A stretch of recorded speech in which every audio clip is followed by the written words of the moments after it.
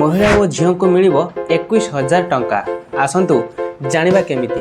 ता पूर्वर वीडियो को निश्चित भाव में लाइक कर दियंतु एवं चैनल को सब्सक्राइब करनथिले सब्सक्राइब कर दियंतु। महिला और झील को मिल 21,000 टंका लड्डू योजना रे करंतु आवेदन। राज्य सरकार द्वारा लड्डू योजना आरंभ होईछि, जार लाभ राज्यर गरीब और महिला झील मानक आर्थिक सहायता जोगाई दियाजिवो। एही योजना अधीन रे सेमानकु 21,000 टंका मिलिबो। आर्थिक सहायता पाई जदि आपण हरियाणा रे अछंती एवं दारिद्र्य सीमारेखा तले अछंती तेबे आपण लड्डू योजना अधीन रे सरकार ठारू आर्थिक सहायता आवेदन करि परिबे। आजिर आर्टिकल रे आमे आपनकु एही योजना विषय विस्तृत भाव में प्रदान करिवु।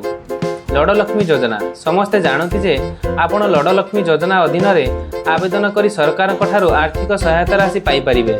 तेणु आज आर्टिकल रे आमे आपनकु लड्डू योजना विषय संपूर्ण कहबू। लड्डू योजना हेउची हरियाणा सरकार द्वारा आरंभ होइतिबा एक गुरुत्वपूर्ण योजना, जेउथिरे दारिद्र्य सीमारेखा तले रहितिबा महिला और बालिका मानकु 21,000 टंका लेखाएं दियाजिवो। आवेदनकारी बयस 18 वर्ष अधिक होगा उचित नुहे। जदि आवेदनकारी अन्य कौन सरकारी योजनार लाभ उठाउछंती तेबे से एही योजनार लाभ उठाई पारिबे नाही। एही स्कीम अधीन रे लाभ पाइबाकू निम्नलिखित आवश्यक डॉक्यूमेंट देबाकू पड़िबो, जहार सविशेष विवरणी आमे निम्न रे देउछु। एही योजना पाई आधार कार्ड, परिवार परिचय कार्ड, बैंक खाता विवरणी, हरियाणा आवास प्रमाणपत्र, आय प्रमाणपत्र और पासपोर्ट आकार फोटो दरकार।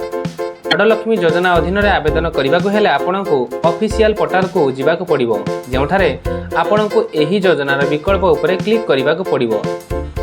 आपनक फॉर्म आपनक सामने रे खोलिबो, जेउठारे आपनकु पचरा जायथिबा सूचनार विवरणी प्रवेश करिबाकू पड़िबो एवं समस्त प्रकार गुरुत्वपूर्ण डॉक्यूमेंट अपलोड करिबाकू पड़िबो।